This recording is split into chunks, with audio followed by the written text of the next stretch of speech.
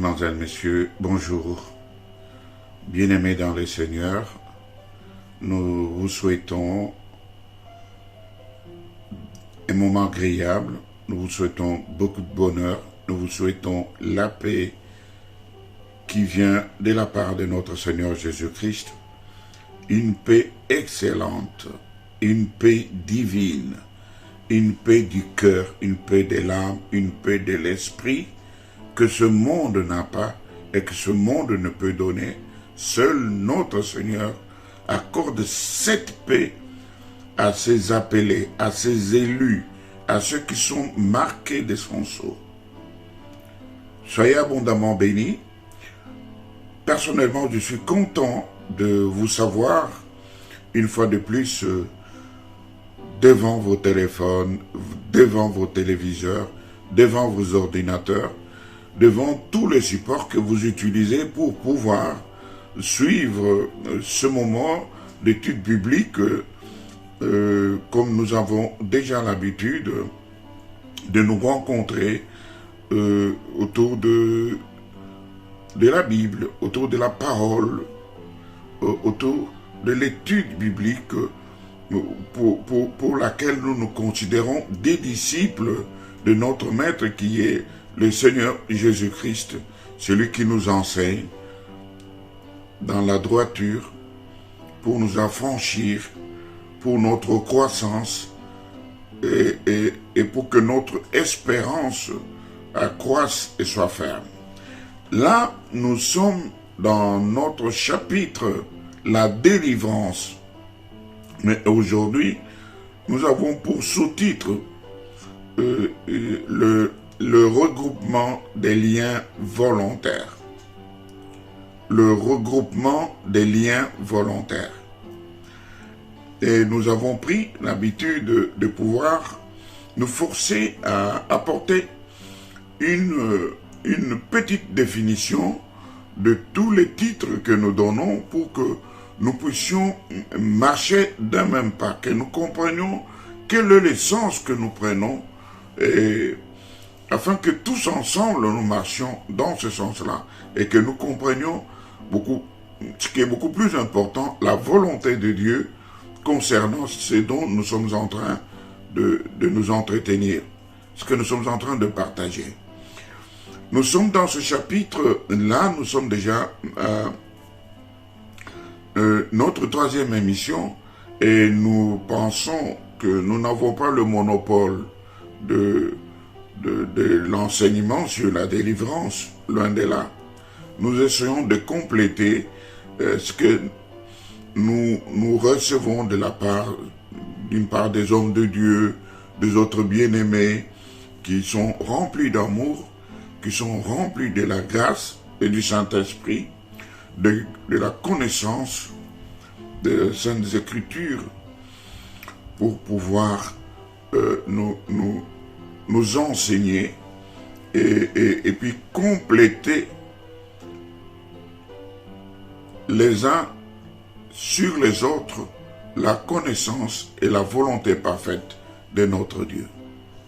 C'est ainsi que nous allons apporter notre petite connaissance dans ce domaine pour que nous puissions comprendre et connaître ces choses qui sont le vécu au quotidien de beaucoup d'entre nous et que nous puissions comprendre que certaines choses que nous vivons, ce ne sont pas des faits normaux, mais c'est tout simplement des possessions démoniaques ou des possessions de la chair, des possessions spirituelles et par là comprendre que nous avons besoin que le Seigneur intervienne dans nos vies pour notre délivrance. Et ainsi, nous voulons définir le regroupement des liens volontaires comme étant les différents liens volontaires. Vous voyez? Et ces liens volontaires peuvent être regroupés en 4 catégories. Donc, nous avons 4 grandes catégories dans lesquelles nous allons essayer de regrouper ces liens volontaires. Nous avons les liens de l'idolâtrie. nous avons les liens de la prostitution. Nous avons les liens de meurtre. Et en quatrième position, nous avons les liens des pratiques dégradantes ou déréglées. Et nous allons aller un peu vite parce que nous avons, sur ce titre que nous avons choisi, d'abondante matière, les liens de l'idolâtrie que nous avons désignés comme étant les premiers liens, nous les définissons comme étant les liens. Ces liens-ci sont ceux contractés par le fait d'adorer ou de servir la créature en lieu et place du Créateur. Ça, ce sont des liens d'idolâtrie. Et le Seigneur n'aime jamais. Il est même jaloux qu'il soit remplacé ou qu'on adore une créature à la place de lui qui est le Créateur. Ça, le Seigneur est jaloux. Il ne tolère jamais. Il n'accepte jamais. Écoutez pour cela ce que nous dit les Écritures dans Deutéronome chapitre 4, versets 15 à 20. Deutéronome chapitre 4, versets 15 à 20.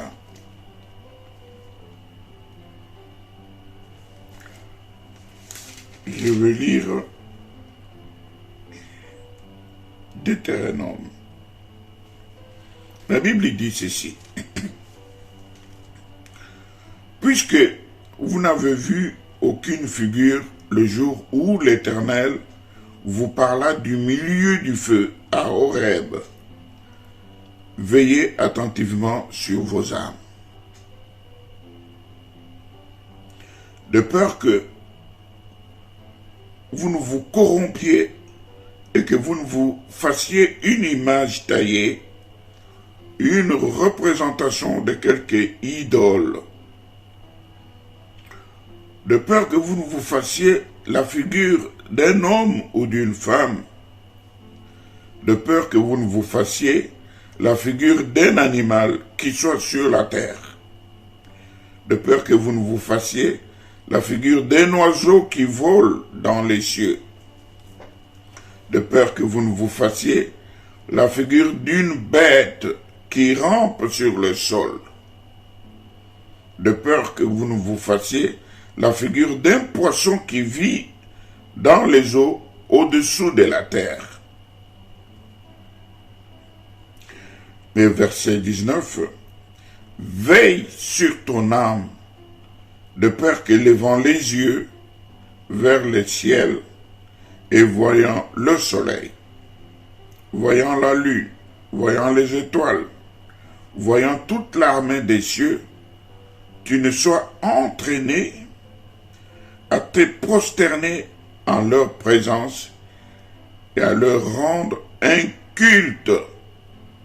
Écoutez bien, ce sont des choses que l'Éternel, ton Dieu, a données en partage à tous les peuples sous le ciel tout entier. Mais vous, l'Éternel vous a pris et vous a fait sortir de la fournaise de fer de l'Égypte, afin que vous fussiez un peuple qui lui appartint en propre, comme vous l'êtes aujourd'hui. Donc, cela nous amène à comprendre que ceci concerne les élus, concerne le peuple de Dieu, concerne les enfants de Dieu, concerne ceux qui sont déjà nés de nouveau. Et la Bible explique clairement qu'il nous faut garder notre âme. Nous devons garder précieusement notre âme et qu'on ne nous retrouve pas dans ces choses. Et Exode chapitre 20 dit aussi ceci, verset 3, verset 7.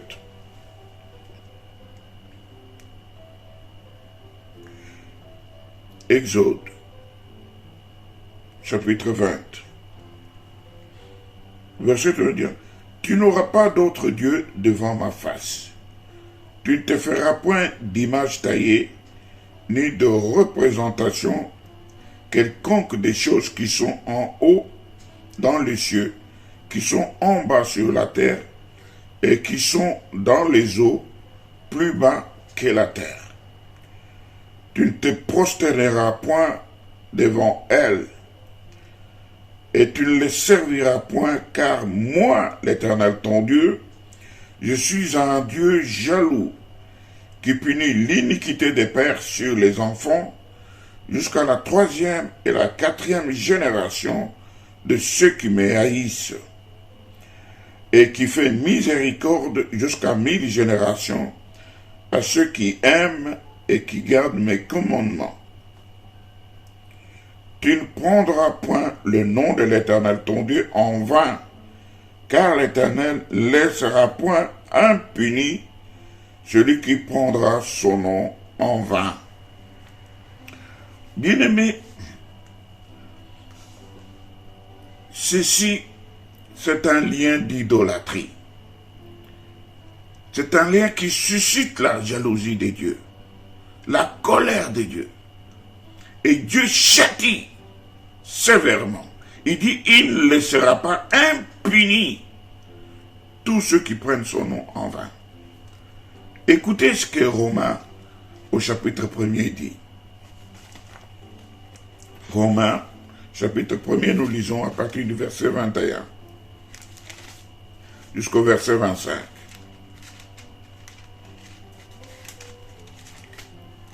Romains nous conseille et nous dit clairement ce qui pourrait se passer, ce qui pourrait arriver. Chapitre 1er, verset 21 au verset 25.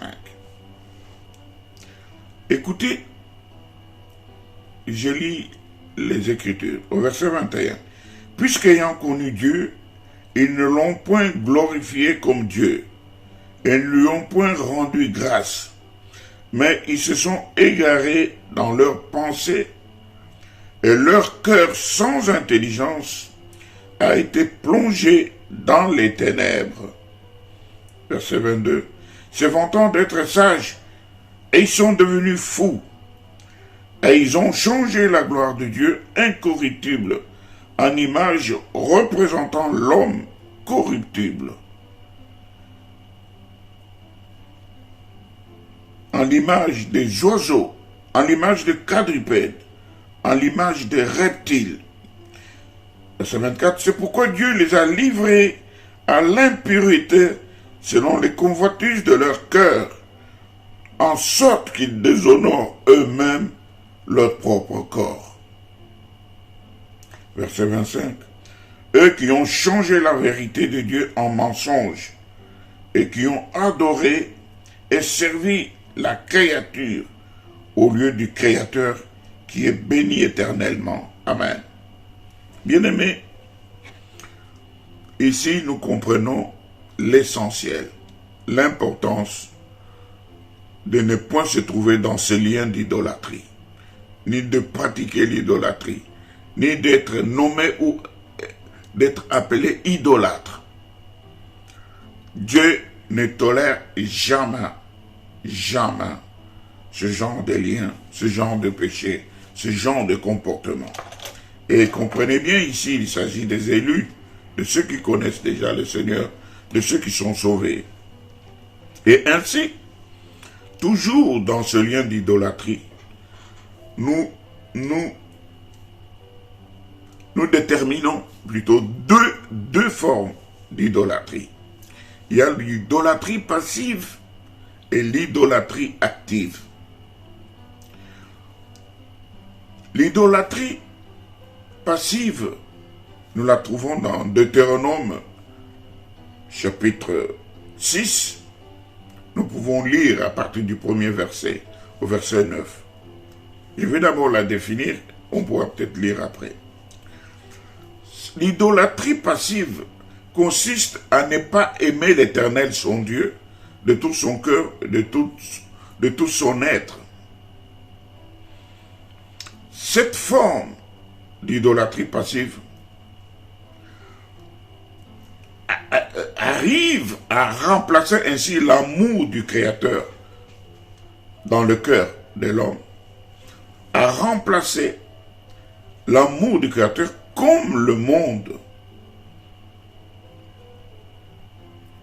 nous le remarquons, arrive à proposer son amour, et cet amour du monde prend la place de l'amour qu'on doit au Créateur. Donc on se retrouve en train d'aimer plus le monde que d'aimer le Créateur. Et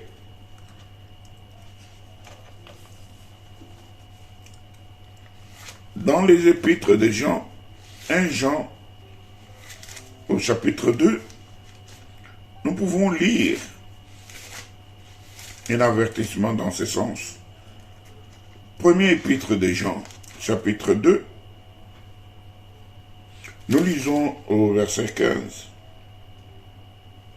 Écoutez ce que la Bible dit, du verset 15 au verset 7. N'aimez point le monde, ni les choses qui sont dans le monde. Si quelqu'un aime le monde, l'amour du Père n'est point en lui. Car tout ce qui est dans le monde, la convoitise de la chair, la convoitise des yeux et l'orgueil de la vie ne viennent point du Père, mais viennent du monde. Et le monde passe, et sa convoitise aussi passe. Mais celui qui fait la volonté de Dieu demeure éternellement. Alléluia. Comprenez maintenant le danger. Donc la convoitise passive. Cette convoitise, elle consiste à ne pas aimer l'Éternel, son Dieu, de tout son âme, de tout son cœur, de tout son amour, de tout son être. Comme cela nous est dit dans Deutéronome, chapitre 6. Nous pouvons rapidement lire chapitre 6 à partir du verset 1 au verset 9. Bon, pour être beaucoup plus rapide, on lira peut-être pas tout, mais on va lire quand même Deutéronome. Je lis à partir du verset 5. La Bible dit ici, « Tu aimeras l'Éternel ton Dieu de tout ton cœur, de toute ton âme et de toute ta force. » Verset 6 dit, « Et ces commandements, je te les donne aujourd'hui, et ils seront dans ton cœur. Tu les inculqueras à tes enfants, et tu en parleras quand tu seras dans ta maison, quand tu iras en voyage, quand tu te coucheras et quand tu te lèveras. » Oh, alléluia. C'est 8. Tu les lieras comme un signe sur tes mains, et ils seront comme des frontaux entre tes yeux. Tu les écriras sur les poteaux de ta maison et sur tes portes. Alléluia. Bien-aimés, dans ce lien d'idolâtrie passive, c'est beaucoup plus l'amour de Dieu qui est remplacé par l'amour du monde. L'amour du Créateur qui est remplacé par l'amour de la créature. C'est ce que nous voyons beaucoup plus dans ce monde. Et dans l'amour du monde, nous voulons dire que représente l'amour du monde. Nous pouvons illustrer cela par quelques exemples. Suivre le modèle venant du monde comme le modèle vestimentaire. Nous voyons des gens qui disent que ils sont à la mode, ils portent la mode, ils sont à la page. Et ça, c'est les gens qui suivent cela aveuglement. comme des disciples. Ces gens, ils sont amoureux du monde. On peut voir l'amour de la coiffure, l'amour de la danse, l'amour des langages, l'amour, on voit même les démarches changées, ou les courants de vie, où on voit par exemple les jeunes gens qui portent des pantalons qui sont baissés jusqu'au niveau de leurs fesses. Vous savez, la première fois que cela a été observé, c'était dans des prisons aux États-Unis. Et il y avait dans ces prisons des hommes qui étaient des homosexuels et qui voulaient se faire savoir, qui voulaient proposer leurs services à d'autres mâles, à d'autres hommes qui étaient en prison avec eux. Et pour se distinguer, pour qu'on sache que celui-là est la personne qui nous intéresse, ou pour attirer les mâles vers eux, ils montraient leurs sous-vêtements, ils portaient leurs pantalons, ils les baissaient jusqu'au niveau de leurs fesses, et tous leurs sous-vêtements étaient visibles. Mais aujourd'hui, on voit tous les jeunes gens porter cela. Or, c'est une marque des homosexuels en prison aux États-Unis. Pour montrer, pour attirer, pour se faire valoir que voilà ce que moi je suis. Si vous voulez, c'est moi qui vous intéresse, venez vers moi. Mais aujourd'hui, on voit des jeunes gens, même des jeunes filles, mettre leurs sous-vêtements à nu, porter des pantalons baissés jusqu'en dessous des fesses. Or, cela est venu des gens dégénérés et en plus en prison. Et c'est devenu une mode, suivie aveuglément par nos jeunes, par nos enfants. Et ils veulent dire que voilà, c'est la mode vestimentaire. Nous sommes à la mode, nous nous habillons à la mode. Et celui qui ne porte pas un pantalon baissé, il trouve pour lui qu'il est mal habillé. Ou plutôt ceux qui portent leur pantalon jusque à leur rein, dans leur hanche, on voit que ce sont les dépassés. Ils ne vivent pas leur temps. Ils ne sont pas à la mode. Ils ont sauté des étapes. Il y a la mode des coiffures. Oh, qu'est-ce qu'on n'a pas vu dans le domaine des coiffures? Il y a des coiffures de toutes sortes, où les gens se coiffent comme des démons. Ils ont des cheveux multicolores à une seule tête. Ils se coiffent dans tous les sens. Ils se tressent des hommes, ils se tressent des cheveux, et ils font des locks, des coiffures et des coiffures. Nous allons où avec tout ça? Nous recherchons quoi? Ne sommes-nous pas beaux, tels que Dieu nous a fait, sans pour autant modifier notre coiffure? On peut bien se coiffer, c'est bon. Les salons de coiffure sont faits pour ça. Quand on dit par exemple qu'il n'est pas bon que l'homme porte beaucoup de cheveux, parce que cela est destiné aux femmes, parce que les cheveux leur servent de voile. Et que non, un homme qui porte beaucoup de cheveux, il devient comme une femme. C'est comme s'il est voilé. C'est pourquoi il peut se coiffer d'une manière propre, classique, pour paraître présentable, digne, sain. Mais cela ne veut pas dire que il faut faire des dessins de toutes sortes à la tête pour, je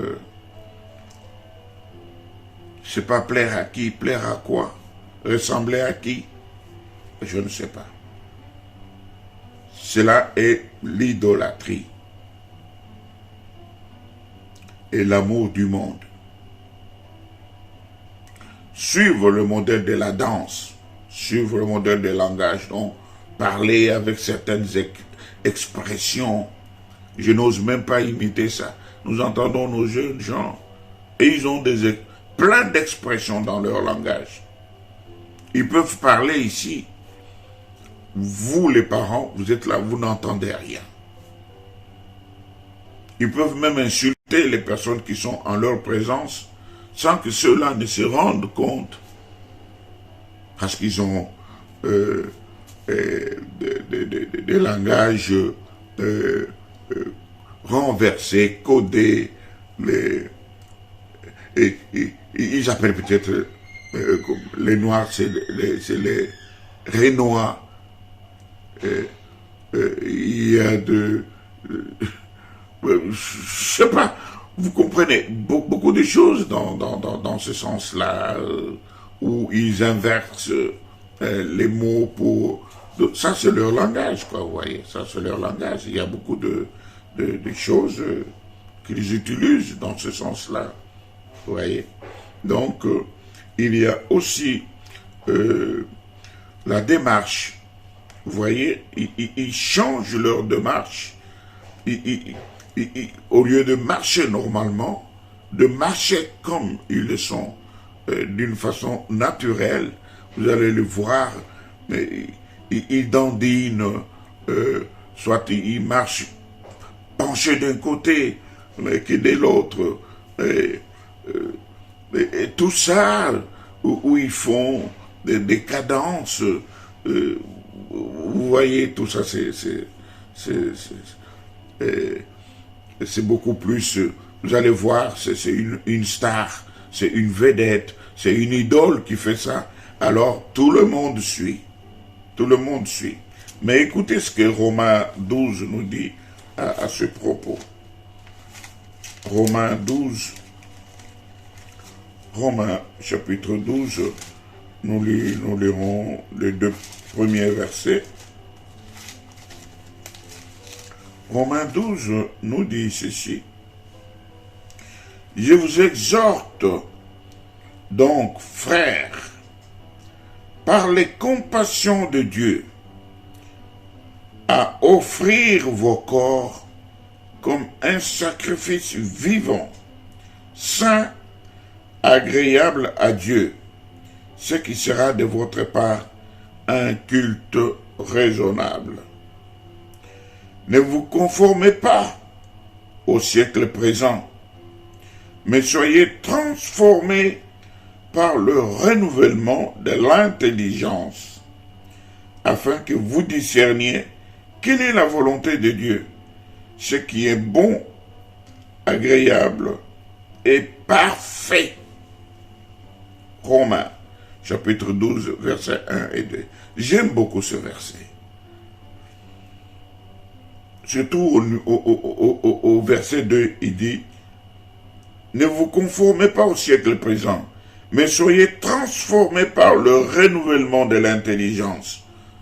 Transformés par le renouvellement de l'intelligence. Or, ceux qui sont en Christ ont l'intelligence renouvelée. Vous voyez, ils ont l'intelligence renouvelée. Et nous voulons aussi dire que avoir l'amour du monde, dans l'amour du monde, il y a aussi avoir la pensée chargée de la mondanité. Et Colossiens chapitre 3, versets 1 à 2, nous dit aussi cela clairement. Écoutez, il dit ceci. Si donc vous êtes ressuscité avec Christ, cherchez les choses d'en haut, où Christ est assis à la droite de Dieu. affectionnez-vous aux choses d'en haut et non à celles qui sont sur la terre. Car vous êtes morts et votre vie est cachée avec Christ en Dieu. Quand Christ, votre vie, paraîtra, alors vous paraîtrez aussi avec lui dans la gloire. Alléluia. Donc, concernant l'amour de la créature, concernant l'amour du monde, nous avons aussi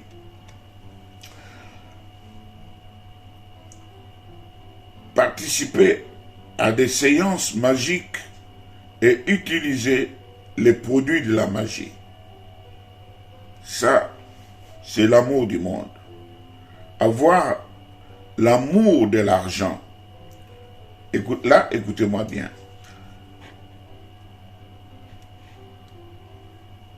Le besoin de l'argent, ça c'est légitime. Avoir le besoin de l'argent, c'est légitime pour vivre.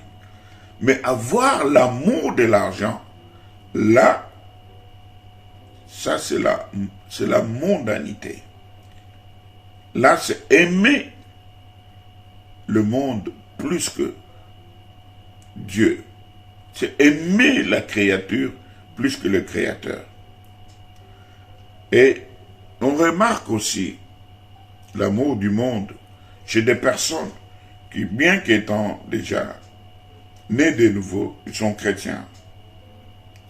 Ils chantent des chansons mondaines où l'on adore la créature, c'est-à-dire la femme, l'argent, peut-être les astres, les soleils.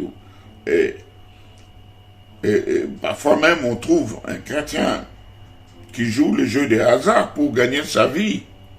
Si vous avez le travail, c'est bon. Si vous voulez vous amuser à jouer à ce jeu-là, ben, ça dépend. Mais prendre toute sa fortune, l'amener dans des jeux du hasard, comme les casinos, les paris, et toutes ces choses, où vous pouvez vous retrouver ruiné. Le peu que vous aviez, vous vous ruinez en jouant au jeu du hasard pour espérer gagner sa vie.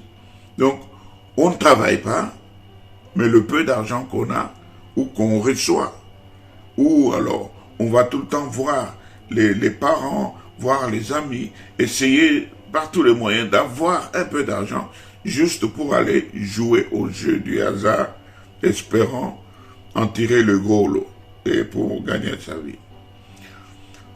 C'est là, c'est l'amour du monde. C'est l'esprit d'idolâtrie. Utiliser des objets occultes. On voit des personnes ou des enfants de Dieu, parce que là je préfère parler ainsi, utiliser des t-shirts où il y a des effigies, des squelettes, des têtes des morts, des enfers, ou des écrits qui déclarent par exemple rendez-vous dans l'enfer. Mais on porte ça parce que peut-être c'est écrit en anglais, on trouve que c'est bien parce que c'est écrit en anglais, mais le message c'est quoi? Bienvenue en enfer.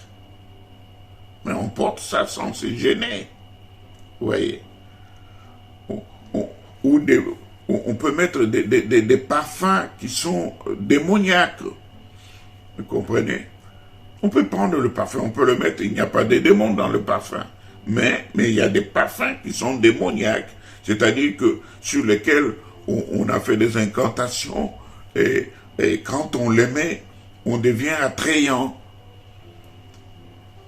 Tous ceux qui passent à côté de vous trouvent attrayant. Ça peut être le parfum, ça peut être la poudre, ça peut être un produit quelconque que l'on met sur son corps et il peut être cosmétique, il peut être, je ne sais pas comment, dans un déodorant ou un parfum. Et toutes ces choses, c'est de l'idolâtrie. Parler aux morts lors des funérailles. Souvent, quand on est au cimetière, vous allez voir, on va dire, si c'est l'homme qui est mort, son frère ou ses parents, ou son épouse, ou ses enfants, ils doivent parler. Ils vont lui dire, là où tu vas, ne dors pas. Recherche et amène vers toi tous ceux qui sont à la base de ta mort. Ne dors pas là où tu vas, ne dors pas. Reviens, que tous ceux qui sont responsables de ta mort, amène-les tous, que personne ne reste. Non, on parle, on s'adresse aux morts. Cela, c'est de l'idolâtrie. Et garder, par exemple, les biens d'un mort pour se souvenir de lui. Ça peut être des vêtements, ça peut être des biens, ça peut être des photos, des vidéos. On le regarde tout le temps, tout le temps. Or, la personne est morte, elle n'est plus. Mais on garde, on se contente à garder ses biens. Pour se rappeler de cette personne. C'est de l'idolâtrie.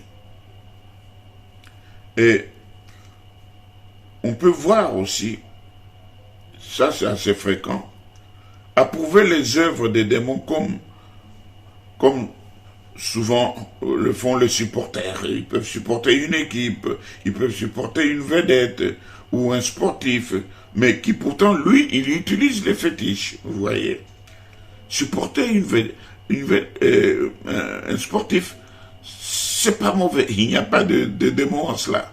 Mais quand la personne, pour s'élever, pour gagner, pour triompher, pour avoir toute la gloire qu'elle a, elle est passée par des fétiches. Quand vous la supportez, vous êtes dans l'idolâtrie. Mais il y a de nos enfants qui sont des sportifs sains, qui font un sport d'une manière saine, comme un effort physique qui nous est recommandé en Timothée, où on voit Paul recommander à Timothée de pratiquer un peu de sport. On peut faire le sport, on peut faire des compétitions sportives, mais quand on les accompagne des fétiches ou des pratiques occultes pour dominer ou pour gagner, là, et même tous ceux qui vous supportent, ils sont dans l'idolâtrie. Et on peut voir aussi la participation aux fêtes païennes, comme dans des cérémonies de coutume, des cérémonies religieuses, des cérémonies d'intronisation, des cérémonies de succession, des cérémonies de nomination. On voit un fils qui succède à son père, qui était un chef coutumier, on lui fait des cérémonies, vous voyez. Et parfois on va même jusqu'à l'ensorcellement. Vous voyez. Un enfant qui était saint, on l'ensorcelle. Parce que les sorciers doivent avoir 4 yeux. Ils voient le jour et ils voient la nuit. Ils voient dans le monde des communs des mortels, mais ils voient aussi dans le monde d'au-delà. C'est pourquoi on peut leur demander l'autorisation de tuer quelqu'un. Et ces chefs coutumiers, pour ne pas les appeler, ces rois, peuvent donner l'autorisation. Ils ont droit de vie et de mort sur tous les sujets de son royaume, de sa tribu. Vous voyez, bien-aimés. Donc, et, et là, il y a, nous étions dans l'idolâtrie passive. Et je vais aller vite dans l'idolâtrie active et nous nous arrêterons là parce qu'il y a beaucoup à dire. Dans l'idolâtrie active, Romains chapitre 1er, notre épître aux Romains que nous venions de lire, mais cette fois-ci nous allons le lire au verset 22 à 24. Romains chapitre 1er, il dit ceci. Se vantant d'être sages, ils sont devenus fous, et ils ont changé la gloire de Dieu, incorruptible, en image représentant l'homme corruptible, des oiseaux, des quadrupèdes, des reptiles. C'est pourquoi Dieu les a livrés à l'impureté, selon les convoitises de leur cœur, en sorte qu'ils déshonorent eux-mêmes leur propre corps. L'idolâtrie active consiste à substituer Dieu par une créature, en recherchant auprès de cette dernière ce qu'on ne peut pas trouver, ce qu'on ne peut trouver plutôt qu'auprès du Créateur. Voyez, ce qui est l'apanage du Créateur, ce qui sont les attributs du Créateur, on va aller maintenant les chercher dans une créature, c'est-à-dire comme la protection, comme le succès, comme la réussite, comme la prospérité, ces choses que Dieu donne délibérément à ceux qui lui sont agréables. Dieu les a même promis à ceux qui lui appartiennent. Et Dieu bénit, Dieu élève, il est celui qui se réjouit de l'élévation de ses serviteurs, de ceux qui lui appartiennent. Il dit, lui, si lui est riche, à combien plus forte raison, lui qui est le roi, qui est riche, à combien plus forte raison, sa richesse n'appartiendrait-elle pas à ses princes et à ses princesses? Vous comprenez? Donc, dans cette idolâtrie active, les gens courent à la recherche de ce qu'on peut trouver chez le Créateur. Les gens se sentent dans l'insécurité. Ils vont chercher la protection. Les gens veulent monter vite, être au-dessus. Ils prennent des routes sinueuses, tortueuses, nocturnes, occultes, pour être au sommet de la gloire. Ils veulent réussir dans leur vie. Ils veulent la prospérité. Toutes ces choses, nous voyons des gens abandonner Dieu. Ils substituent Dieu.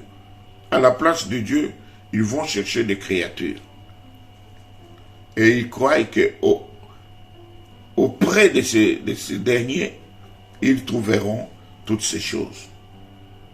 Donc, le fait de remplacer Dieu, lui qui est le Créateur, dans le but de rechercher ces choses que nous venons de citer, la réussite, la prospérité, le succès, la protection.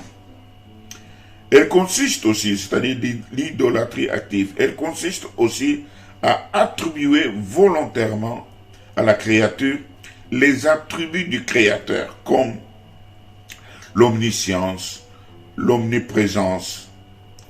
Vous voyez? Ça, ils veulent donner à la créature. Dans l'idolâtrie active, on distingue. Qu'est-ce que nous remarquons dans l'idolâtrie active? Dans l'idolâtrie active, on voit le diable, pour envoûter, se sert de certaines pratiques, comme les sciences occultes, comme de la magie, comme de la sorcellerie. Nous voyons les sirènes, nous voyons les fétiches. Le diable se sert de ces choses pour pouvoir envoûter. Le diable utilise ces pratiques que nous venons de citer pour pouvoir amener les gens dans l'idolâtrie active. Nous allons voir étape par étape ce que c'est la magie, ce que c'est la sorcellerie, ce que sont les sirènes, ainsi que leurs conséquences, les fétiches et toutes les sciences occultes. Nous allons voir cela dans la suite des temps. Et ce que cela laisse comme empreinte, comme trace dans la vie de ceux qui ont touché à ces choses. Vous ne pouvez jamais toucher ces choses et rester tel que vous aviez été au départ. Et rester sain. Je vous le conjure, bien-aimés. Vous touchez ces choses, vous en sortez avec des liens. Déjà, vous êtes en dehors de la bonne ligne, de la bonne direction, en dehors de la volonté de Dieu, en touchant à ces choses. Ainsi, nous verrons dans l'idolâtrie active comment la magie agit, elle laisse des empreintes, comment la sorcellerie agit, comment les sirènes agissent et comment les fétiches agissent. Ça, c'est l'idolâtrie active, c'est-à-dire la substitution de Dieu par une créature, en recherchant auprès de cette créature ce qu'on ne peut trouver qu'auprès du Créateur. Les gens vont chercher la protection, les gens vont chercher le succès, les gens vont chercher la réussite, la prospérité, ces choses que Dieu donne gracieusement aux siens. Et ils vont aller se frotter au satanisme et à toutes ces choses que nous venons de citer, qui sont les œuvres du diable, pour pouvoir émerger. Ceux qui empruntent ces voies sont possédés et pratiquent de l'idolâtrie et ne sont pas agréables à Dieu. Père, je te prie pour les tiens, ceux pour lesquels tu as versé ton sang à Golgotha, ceux qui sont marqués de ton sceau divin. Toi, tu as dit dans Jean 17 que tu n'as perdu aucun de ceux qui t'étaient donnés, de ceux qui t'ont suivi, de ceux qui t'appartenaient. Ainsi, Seigneur, que tous ceux qui sont à toi soient gardés entre tes mains meurtries, couverts du sang précieux de l'agneau, comme d'un bouclier, protégés et revêtus des armes spirituelles pour pouvoir résister dans les temps mauvais. Bénis ton peuple, bénis tes serviteurs, bénis ton œuvre. Et qu'il nous soit donné de nous rencontrer, de nous retrouver encore nombreux à écouter, à connaître, entendre ces choses pour pouvoir savoir comment nous conduire. Au nom de Jésus-Christ. Je vous aime, soyez bénis chez vous. Retrouvons-nous le jeudi prochain à 19h. Nous aurons encore à passer un moment agréable, toujours dans ce même chapitre de la délivrance. Que Dieu vous bénisse abondamment.